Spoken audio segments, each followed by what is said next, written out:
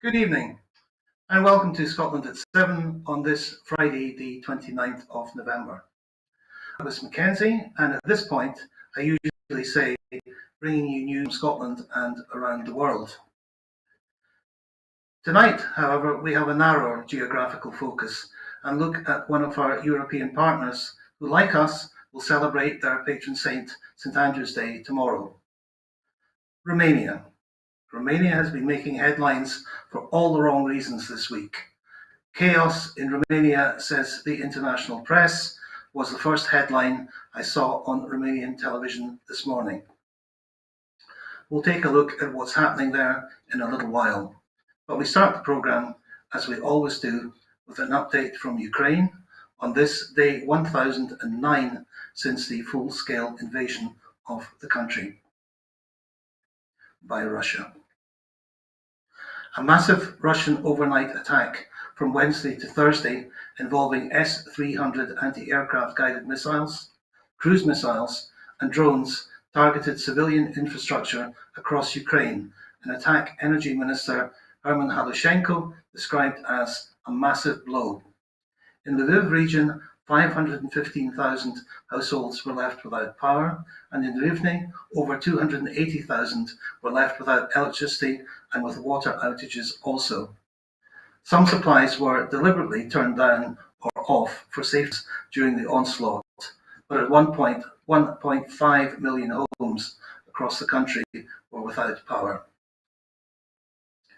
North Korea has supplied Russia with more than 100 short-range ballistic missiles and 5 million artillery shells, Ukraine's military intelligence HUR said today. It noted that since last month, Pyongyang had also delivered over 100 artillery systems to Russia. This news coincided with an official visit to Pyongyang by Russian Defense Minister Andrei Belousov to discuss ever-deepening military cooperation between the two countries. President Zelensky today appointed General Mikhailo Drapachy as commander of Ukraine's ground forces. He will replace Alexander Lyuk, who has been in post since February. Drapachy successfully defended Kharkiv and disrupted the Russian offensive, said Zelensky, without elaborating on the reason. Explosions in Russian-occupied Crimea in Vitino, where a Russian S-400 anti-aircraft missile complex is stationed, were reported by local residents this afternoon. Ukraine's General Staff announced that overnight from Thursday to Friday, Ukrainian forces struck the Atlas oil depot in Russia's Rostov Oblast, where fires broke out on the site. Elsewhere, a radar station of a Buk M3 missile system was destroyed in an occupied part of Zaporizhzhia region. In Russia, the Federal State Statistics Service, Rosstat, reported that consumer prices rose by 0.37% in the past week, pushing the headline figure to 7.4%, although non-state economists in the country suggest it may be considerably higher. The central bank interest rate was pushed up to 21% in October, with suggestions it may rise to 23% in December. Butter thefts from Russian supermarkets were much in the news this week, with butter prices in Russia having risen 30% since last December. The value of the ruble in foreign exchange fell to its lowest level in 2 years yesterday, 114.75 to the dollar. In addition to the war economy and low oil prices, pressure on the ruble is related to the US's newly imposed sanctions on 50 Russian banks, including Gazprom Bank. The European Parliament has voted overwhelmingly not to recognise the stated result of the Georgian elections. In a press release, it has called for them to be rerun within a year under international supervision and for sanctions to be put in place against Georgia's Prime Minister and high-ranking officials. It noted Georgia's policies are incompatible with the country's European integration prospects. Last night, protesters against the ruling Georgia Dream Party once again filled the streets around the Parliament building in Tbilisi and were dispersed by police using water cannons, allegedly mixed with pepper spray, tear gas, and snatch squads. A brief look now at the news from Gaza and Lebanon. 44,330 people have been killed and 104,933 wounded in Israel's military offensive in Gaza since October the 7th, according to the Gaza Health Ministry. At least 42 Palestinians have been killed in Israeli raids since dawn today, medical sources told Al Jazeera. Of those, 24 were killed in central Gaza's Nuseirat. Before the ceasefire in Lebanon, the Ministry of Health reported the death toll there since October 2023 as 3,961, adding that 16,520 people had been injured. The third day of the ceasefire between Israel and Hezbollah in southern Lebanon has been punctuated by accusations of violations on both sides. Israeli warplanes struck a building the military claimed was a rocket storage facility. And Israeli forces claimed to have opened fire on what they called suspects entering an area deemed off limits. Hezbollah said Israel attacked people who were returning to their homes. The UN Population Fund has said there are 50,000 pregnant women in Gaza and 4,000 deliveries expected next month. 15,000 of them face famine risk. Yemen's Houthi rebels will keep up their attacks on Israel, their leader says, 3 days into the ceasefire between Israel and Hezbollah. The local Al Masirah television channel reported 2 airstrikes in the Hodeidah area of Yemen by UK and US aircraft yesterday. And now Romania. In Scotland, we'll know little about Romania, but this week is a major story on the international stage. A modern European nation, it became a full member of NATO in 2004 and joined the European Union in 2007. Yet its past 100 years have seen troubled times.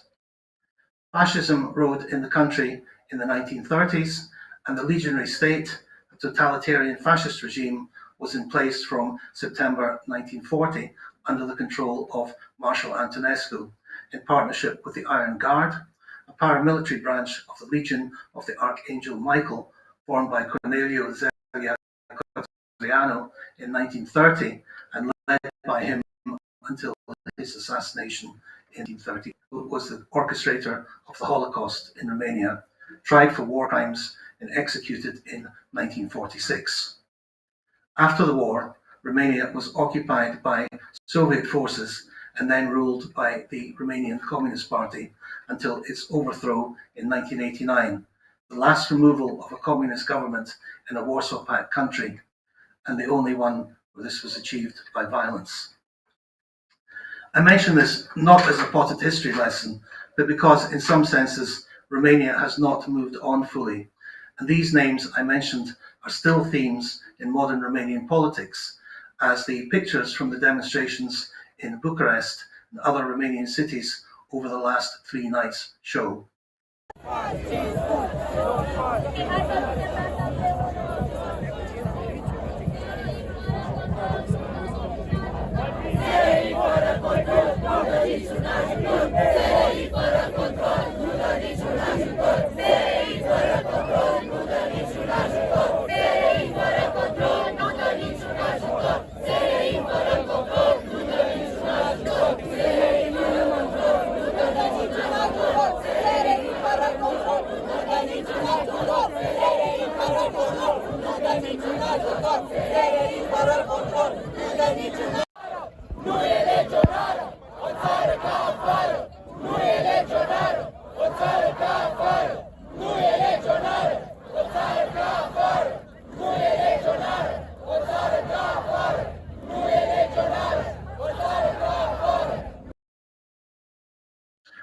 What brought these pictures of Codreanu and chants about legionnaires, fascism and Antonescu to the protests was the success in the first round of the presidential election of Călin Georgescu,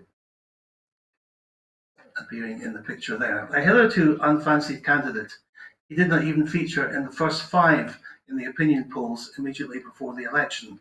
He shocked the nation and that part of Europe paying attention by topping the poll, pushing the current PSD Prime Minister into 3rd place.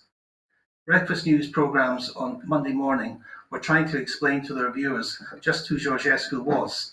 Many had never heard of him. Fortunately, I'm joined tonight by someone who has heard of him and has known him for a very long time, and that is Roxana Daascalu. Roxana was a journalist at Reuters since the 1989 revolution. Times described in her book, which translates as Chronicles of the East, and indeed she's now working on an English version of the book under that title. She has launched an independent news platform, Sentinella, the Sentinel, from southwest France, where she now lives. A civic leader in Romania, campaigning for the rule of law and anti-corruption, she continues on her journalistic path from France. Welcome, Roxana. Thank you. Good evening. When we spoke the other day, you said that you'd first met Mr. Georgescu about 15 years ago. So please tell our audience what you know about him. Well, as I said, 15 years ago, I was at a party. Romania was not yet a member of the European Union. We were in the antechamber of the EU at that time. I was in Bucharest, and friend of mine introduced me to a very mysterious gentleman whom she introduced me as the future Prime Minister of Romania at the time. Now he's the character was very how should I say, besides mysterious, non-transparent. I knew that he had worked for the United Nations in some capacity as an international functionary, and that he was a member of the Club of Rome, that he was a Mason, Freemason, and I didn't know about his fascist views, which exploded into the mainstream, into the public, after the first round of the elections. So he receded into darkness. Apparently, he spent 12 years in Austria. That's what the Romanian media are saying, that he loves his country so much and proclaims his love, that he lived 12 years in Austria. And moved back to Romania recently, that he bought property only 3 weeks ago and created a party last week with which he will run, or something like that, a very recent creation to run in the parliamentary polls, which are due on December the 1st, on Sunday. Yeah, to give people in Scotland a little idea of what kind of a person he is, Anca Alexandrescu, who is a producer on a minor television channel here, Realitatea Plus, spoke to him and said that as a result of that, many people had contacted her saying Romanians want their country back. Now that will be a slogan very familiar to people in Britain from Brexit and onwards through Lee Anderson and the Reform Party. So possibly the Russians have not only a shortage of butter, they may also have a shortage of scriptwriters. But the fact that he spoke to her, and only by telephone, he said it was too dangerous for him to come to the studio, was kind of typical of his campaign, was it not, Roxana? He didn't speak to journalists, he didn't appear. Most of it was done on TikTok, where very slickly produced commercials promoted him at apparently no cost, he claimed.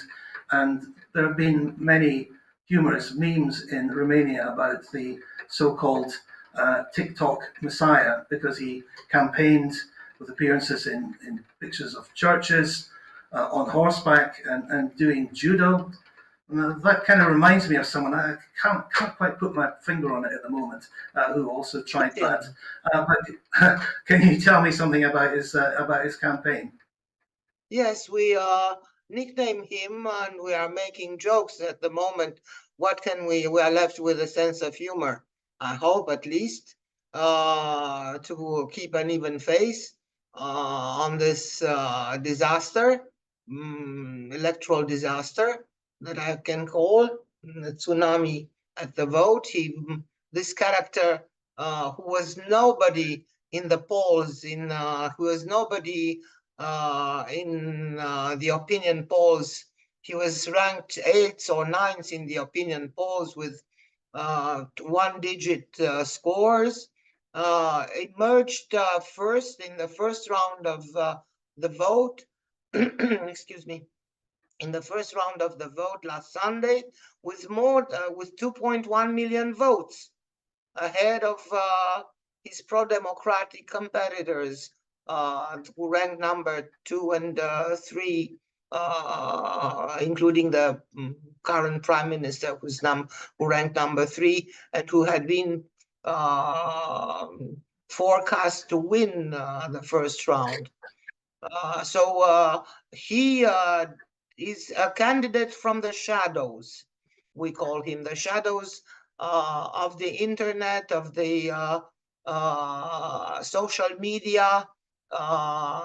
His candidacy was supported by TikTok and the Supreme Defense Council of Romania, which is headed by the current president, an ethnic German, Klaus Iohannis, convened 2 days ago, or yesterday, because time is flying so quickly, and there are so many things happening in the meantime, and said that TikTok had breached the rules concerning the advertising for Georgescu, that he had not been recorded as a political candidate on the posts on TikTok. I'm not a TikTok watcher, I'm sorry. And he also had presence on YouTube. And so there are reports now, because the media started investigating furiously into who this character, unknown character, who emerged into broad daylight as a winner, is, with his dark views and pulling Romania back into the Middle Ages with his opinions, anti-European, conspirationist, QAnon, pro-Putin, fascist, singing praise to World War II fascist dictators. It's incredible.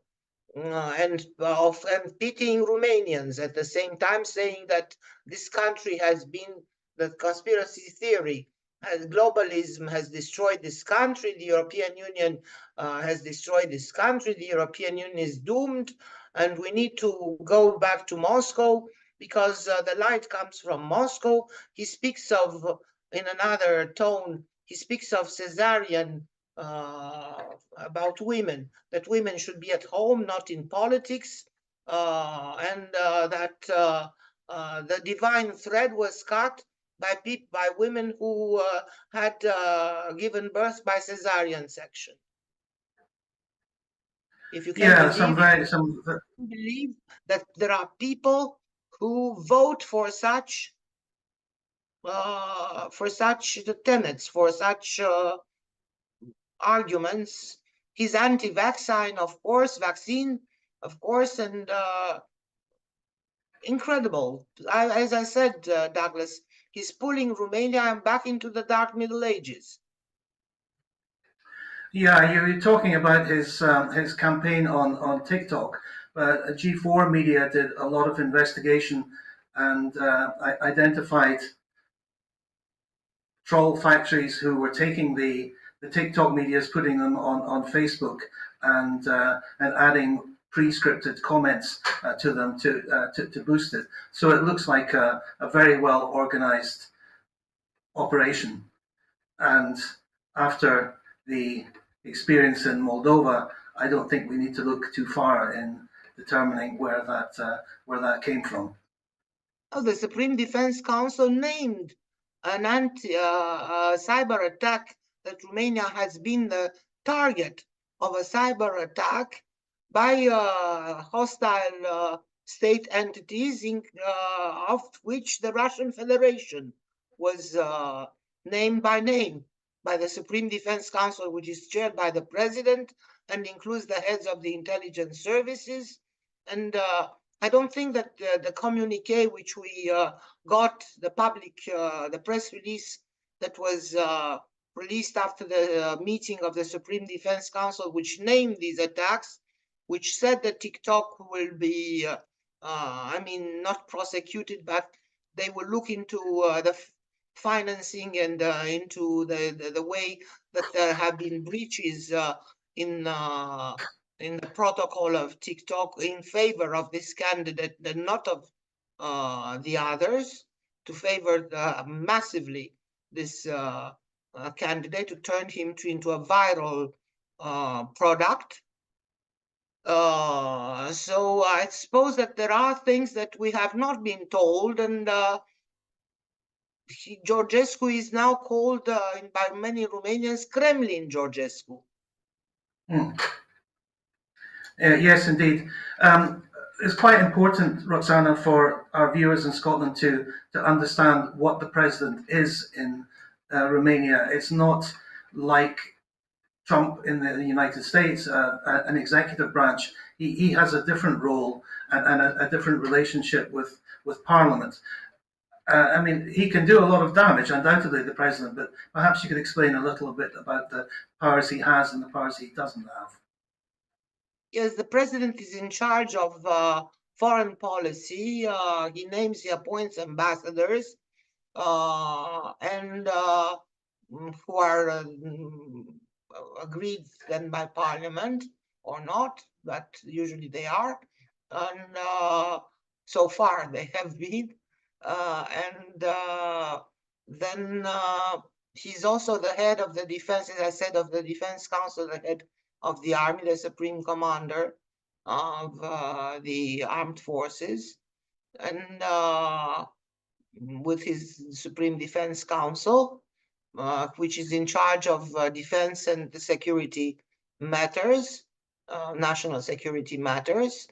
And he's less powerful. He's not has the powers as the American president to rule and appoint the government.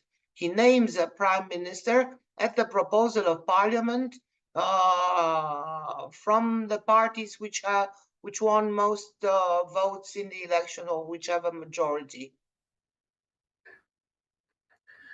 So you talking about the military. One thing he said in the little campaigning he did was that he wanted to leave NATO, and now he's rode back on that and said he doesn't. So who knows what to believe? But in fact, as president, he couldn't take Romania straight out of NATO, but he could refuse to take part in any NATO engagement, any particular NATO engagement. Is that correct? That is correct. That is correct. But he can also be suspended by parliament. We have had an example. Which is Traian Băsescu, a previous president, who there was a move in parliament to suspend him, and that move failed. But if there are concerns, it depends on the structure of parliament. That's why I'm telling all my friends in Romania, I'm going to vote here in France, on where I live, on Sunday in the parliamentary elections. Parliamentary elections are vital for Romania. Vital. It is very important because we have the structure of the next government which is going to be decided, and where Romania is going. Is it going west? Is it staying west? Is it staying a staunch ally of NATO? Is it as it is at the moment? Is it staying within the European Union? Or if the sovereignists win a majority, then we are doomed.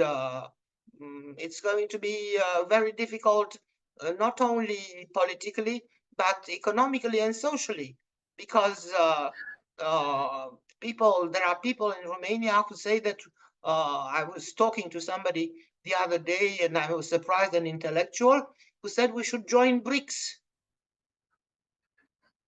And I said, you forget that BRICS is China and Russia, and there has never been for Romania, there has never been.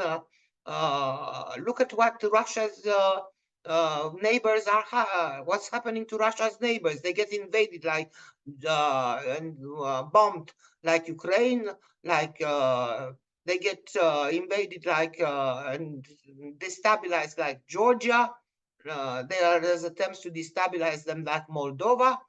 Russia has never brought wealth and welfare to anybody else, whereas the European Union, good or bad or as it is, has done very good for the welfare of its citizens so far. People are trying to immigrate not into Russia, they are immigrating into the European Union and especially into the United Kingdom, as you know.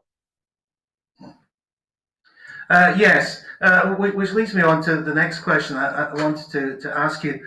I mean, obviously, as a Romanian, your main interest is what happens to Romania, but for a wider audience, what would a Georgescu presidency mean for Ukraine, which he calls an invented state, and for the rest of Europe?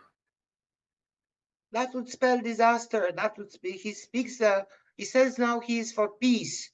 But peace, what he means by peace is that Ukraine should be bereft of its territory, of its sovereign right over its territory, of Crimea, of the Donbass, so that the Russians would have peace on their own terms, on the terms of the power of might, not right, but the power of might. And that would spell really bad for us, because Moldova would be next for the Russians, then Romania would be next, Poland, the Balts. They are not going to stop their imperialist drive. That's for one. They already asked for Romania and Bulgaria. Russia already asked for Romania and Bulgaria to get out to get rid, of the bases that have been put there, and to get out of NATO. It's a very dangerous situation. And do you think, in terms of the European Union, would he be another Viktor Orban, or would he be worse? How can you be worse than Viktor Orban? Well, you say nothing can be worse, but never say never. Indeed. He speaks smoothly. He's a smooth operator. So he can. There is a saying in English: you can fool some people some of the time. You can fool all people some of the time, but you can't fool all people all of the time. People have been fooled. Maybe part of those who voted for him voted, and I want to say that to you and to the Scottish audience. They voted out of disgust with what they were perceived as corruption, although corruption has been reined in over the past period in Romania, over the past since Romania joined the European Union. Corruption has been reined in. It is still a problem. They are unhappy about their economic situation, about inflation. Yes, but at the same time, wages have doubled in the past 4 years, doubled in Romania, and pensions have increased 60%, not 16. Yeah, Looking at what it means for Romania rather than for Europe, you kindly pointed me in the direction of Lydia Moish's article, which struck a chord with me because she and will do with people in Scotland because Romania, like Scotland, is an oil and gas producing country, which requires enormous investment. And she spoke about the money that Romgaz was able to raise for the Neptune field in the Black Sea. And we've had a similar situation in Scotland after the last UK budget, where operators in the North Sea are talking about pulling out because of the change in taxation structure and the like. Potentially an even bigger problem in Romania. And as she said, even at the first inkling of the Georgescu election on the Monday, the stock market took a dive.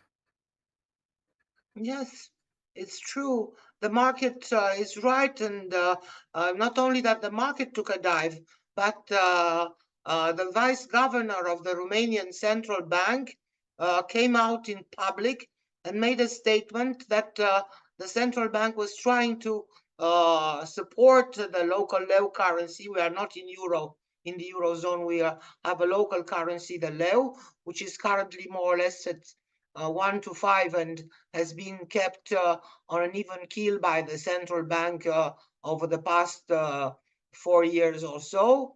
And so it has not depreciated. We have benefited from foreign investments. We have benefited from EU funds. 60 billion euros have been disbursed to Romania for economic projects, major infrastructure, and other major economic and social projects. And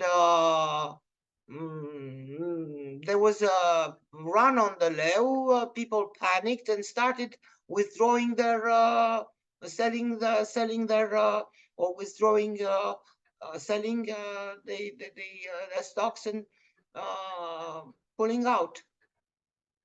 And that was only after the first round. Imagine what would happen if this guy wins the elections and if parliament is dominated by anti-European forces. This guy said that we don't need foreign investors, that we should live in isolate, we should be neutral, that Romania should be a neutral country, which is a total nonsense. It cannot be neutral.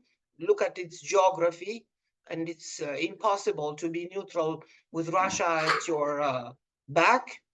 And it's like saying Poland should be neutral while it was 3 times destroyed by Russia and in World War II by Russia and Germany. Yes, indeed. I was trying to explain this to people in Britain, the economic side of it, and say we had the economic maelstrom when Liz Truss was Prime Minister for a very short period, and suggesting that in comparison, that would look like dropping 20 pence down the drain compared to what could happen in Romania. It's true. But It's I'd like to move on and, now to Scotland and Britain.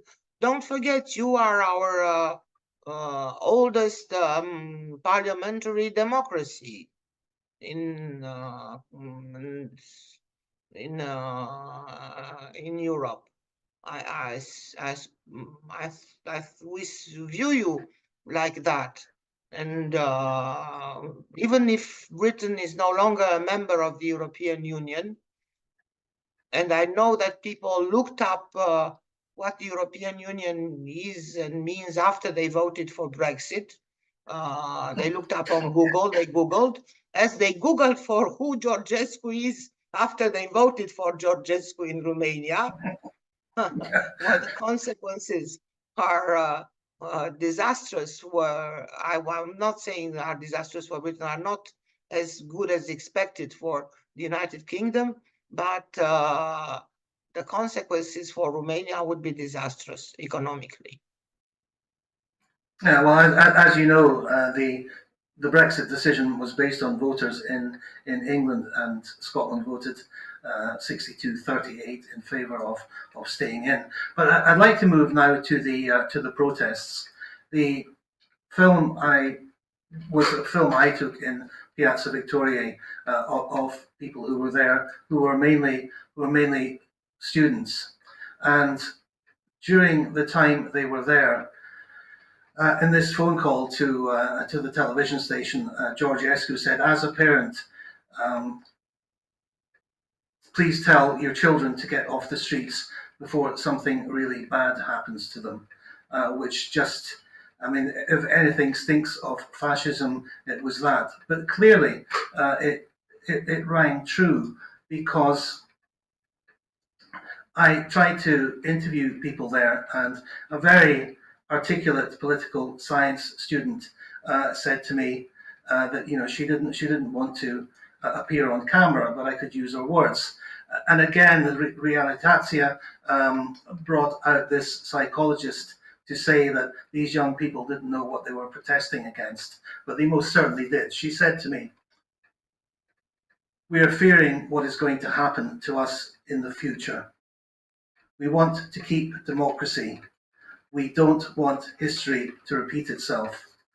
I mean, hardly firebrand words that would get you beaten up in the street, but that does seem to be the fear. And the other thing which struck me about the demonstrations, and I'm an outsider, so you can shoot me down on this one, but the posters that were there, the banners, I should say, there was a very poignant banner during the '89 revolution saying, "Our children will be free." Mm-hmm. And someone said, this one had a banner saying, "Your children are free." There was also rather rather dead than fascist, which is like the Christy Patsurka hymn of the hooligans from '89, rather dead than a communist. There was lad there who was holding up a banner, "The day we give in is the day we die," which of course was the song from Goodbye to Gravity, who were killed in the fire at Collective. And I was just thinking, when I saw that banner outside the Parliament after the Collective fire, that lad who was holding the banner was probably still at primary school. So it seems to me, in a way, that Romania hasn't fully moved on, and this is the third generation of people since the revolution who are still fighting for democracy and the rule of law in the country. Is that a fair assessment, or optimistic? You are right, and you strike a very sensitive chord, Douglas. Sensitive with us Romanians. I think that we have not learned the lessons of history and of the past. In communism, we couldn't, because history was written by the Communist Party, the totalitarian Communist Party, and you couldn't have it was black and white, and with Soviet influences or Russian influences or not, because Ceausescu at the end, our last communist ruler who was executed in December '89 on Christmas Day, awful. This dictator and ruler was a nationalist at the end, and so he was against Gorbachev, and there is always fear that the younger generations who live now, who didn't live under communists, who can move from one country to another, who can study wherever they want, who can work wherever they want in Europe. So they have freedom of thought, freedom of speech, freedom of movement, better living conditions, incredibly better living conditions, because under communism we lived in fear. we lived in cold, we lived in hunger. So there was hunger, fear, and cold. These were the three factors that defined life in the 80s in Romania until the collapse of communism. These young generations don't know that, and they are lured by two factors: either a communist hankering, seeing that Ceausescu was a great ruler and Romania was then respected by many countries of the world, and that he wanted Romania to be independent economically and energetic from the point of view of energy, and so on and so forth, that he's repaid his debt to the IMF, so national pride. And then there are a part of the young generations who are hankering for figures. And they think that Marshal Ion Antonescu was killed by the Romanians at the order of the Russians, of the Soviets, and that he was a patriot who fought against the Russians. They are not taught history as it was, that Antonescu helped the Holocaust, that he killed. He is responsible for the death of Jews who were sent to Auschwitz, for the death of tens of thousands of gypsies he deported to Transnistria, which is now in Moldova, and that he committed war crimes in Odessa. The Romanian army committed war crimes. So we have to read history as it was, even if we don't like it, and not in order not to reenact it on myths. We have to debunk myths. Yes, indeed. I mean, it was very clear the opposition of the many thousands who were out in the square, and of course in other cities, in Cluj and Warsaw and Timișoara. But when we spoke earlier in the week, you made a clear distinction between people in Romania and the diaspora. So I'm interested in your thoughts on how the diaspora voted and how you think they will vote in the coming elections. I will give you one example which is not in favor of Romania, unfortunately. And the example is how the Moldovan diaspora voted, and how the Moldovan diaspora who works in Europe, in the European Union, from Moldova, they are not many, but they voted for Maia Sandu. They voted for Europe, pro-Europe. They danced in the streets of Germany with the European flag. They voted against the Russian candidate that was supported by Moscow. They foiled all Moscow's attempts, the Kremlin's attempts to influence their elections. Whereas the Romanian diaspora, which is numerous, it is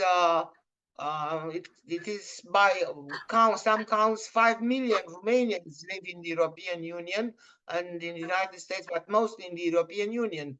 There are nearly 1 million in the UK. There are more than 1 million in Spain, more than 1 million in Italy, 500,000 in France, in Germany, and so on and so forth, plus the United States, Australia. And but these in the United States and Australia are better accommodated with the societies they live in. I'm talking about the Romanians who left Romania in the past 10 years, searching a better life in Europe, and who have no protection in Italy, for instance, or in Germany, or in they do menial jobs in Spain, in Italy, in Germany, and most of them, and they have no way of they send their remittances at home. It's true, the level of remittances fell over the past period, so it's a signal that it's time to go back home. So they would like to go home, and if the voice of the sirens call, like this Georgescu made, struck a chord with them, we want our country back. That's what he's saying. I understand you. Nobody, no politicians listen to you. I'm the only one who listens to you, who know you, your pain, your humiliation. You are being humiliated abroad, and I will be. Romania is a divine country. It is ruled by God, and I am. He is the God sent on earth, the second Jesus. Voila, who will redeem Romania and make it a great and shining country. So, Trump is less vocal on this. I wanted to tell you an anecdote, if I have your permission. Not an Please anecdote. What do. happened recently? There is a rock group called Voltage who composed the song, and it's now viral on YouTube. It's on social media. I got it on the internet. It's called H2O because this Georgescu, it's anti-Georgescu. This Georgescu says that water has nanochips and water is intelligent. And you shouldn't drink Pepsi Cola because the corporations put nanochips in it, Yes. and they destroy your brains if you drink Pepsi Cola. And water has a divine thread to it. So they composed this H2O, H to hydrogen to oxygen song, in which a father speaks to his child. It's father to son, and saying that he lived under communism in cold and fear and in hunger, and that his son should no longer live like that and should not be lured by false prophets. Yes, I know. I'll post a link to it probably on Blue Sky after the broadcast. I think also in one place there's an English translation of it. There's one other area of policy I wanted to speak to you about, and you already touched on that. Now, as I said, people in Scotland may not know a lot about Romanian culture, but they may well be familiar with this. The film by Cristian Mungiu, 4 months, 3 weeks, and 2 days, which won the Palme d'Or at Cannes in 2007. It's a very powerful film about the last days of Ceausescu and two girlfriends, where one has got pregnant and is seeking an abortion, which of course was illegal while Ceausescu was trying to breed his own army. But abortion and caesarean section, which he touched on, have been themes in this election, and one of the shouts which went up in the square when I was there was "My body, my choice." So, what do you think about the prospects for women in the what you've called the sovereignists parliament? They are not good. They are not good. And Romanians, I'm sorry to say, many Romanians, not all, I cannot generalize, but many Romanians are still misogynistic and would not vote for a woman, unfortunately. Some have, there is a curse in Romania. Some are believe in curses. The curse of name Elena. You know, Ceausescu's wife was Elena Ceausescu, and she was more hated as a politician than her husband. People said that she made him do the worst decisions, made him make the worst decisions, take the worst decisions. And there was another Elena in the interwar period, Elena Lupescu, who was an influence, the mistress of the King Carol II. Another dark, let's say, character. There is on a minor scale, Elena Udrea, who influenced Oh yes, yeah. President Băsescu more recently. So now we have Elena Lasconi, who is running for for president, and who for at the moment until the recount is number 2 in the presidential race for December the 8th. If the elections are not declared invalid, the presidential elections are not declared invalid on Monday, and then at that point we would have presidential elections, another round of presidential elections on December the 15th and December the 29th. Yeah, it's my impression. Romania likes to make weddings, funerals, and elections last as long as possible. But it's you mentioned the Constitutional Court there, and it's very hard to summarize the news on that because there have been so many twists and turns. But two of the candidates initially complained to the Constitutional Court that Ceausescu had not declared the finances properly for his campaign, and also that he was manipulating the Romanian people through TikTok. One of the complaints was struck down because it wasn't filed in time. But then what absolutely amazed me was that the Constitutional Court then decided to look at something completely different, and that was the potential transfer of votes from Ludovic Orban, who withdrew but still got 20,000 votes. And they're saying that these have been doled out to other candidates, and they're not sure who these ones are, so they've ordered the recount. The Constitutional Court has. I'm sorry, Douglas. He mentioned this guy who was a candidate himself with 1% of the vote in the first round. He mentioned specifically Elena Lasconi, the runner-up after the first round, that the votes had been diverted from Ludovic Orban, one candidate, to Elena Lasconi. The difference between Georgescu and Lasconi, is quite big. But the difference between Lasconi and number 3, who is the current prime minister, the Social Democrat, is only 2,700 votes. It's a tiny difference. And that's why at the recount, we might have surprises. I'm not saying that the recount was that the counting of the vote, the ballots, was badly done, but I'm worried about the lack of transparency. The Electoral Bureau, the Central Electoral Authority, has not allowed observers, monitors, to take part in the recount, in the recounting process.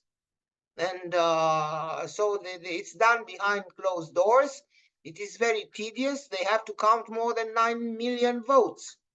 It's enormous, until Sunday evening.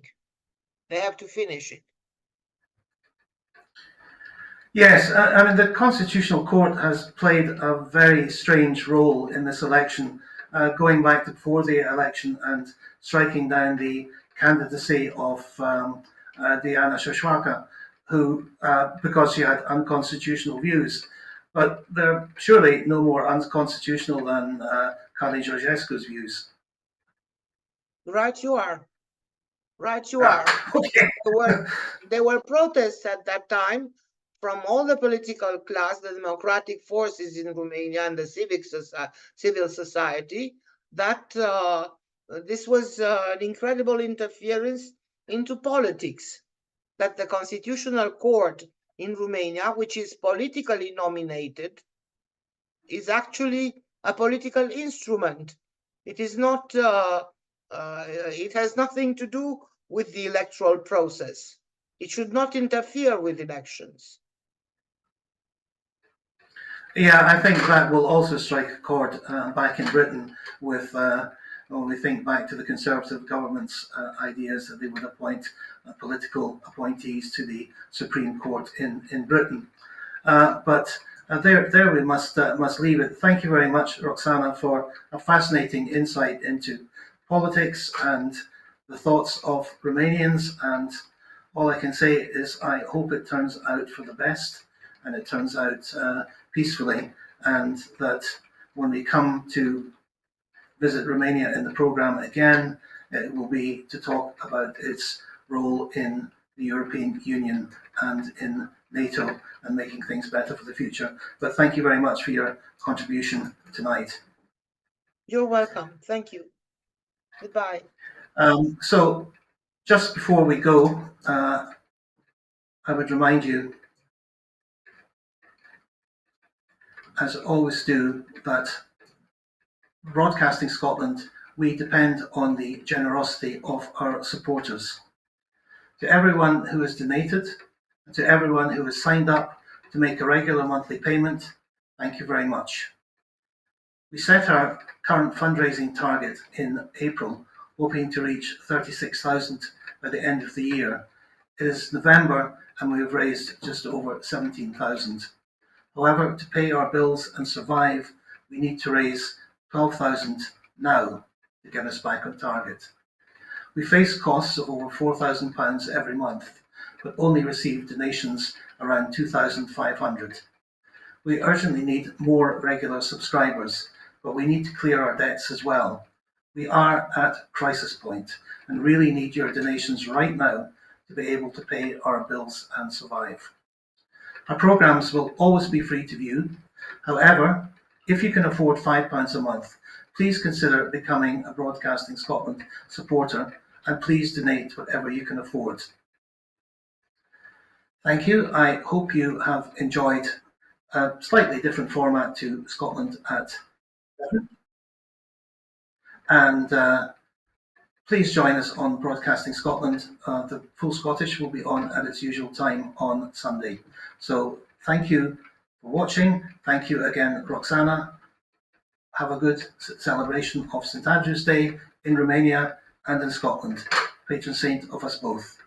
From me, good night.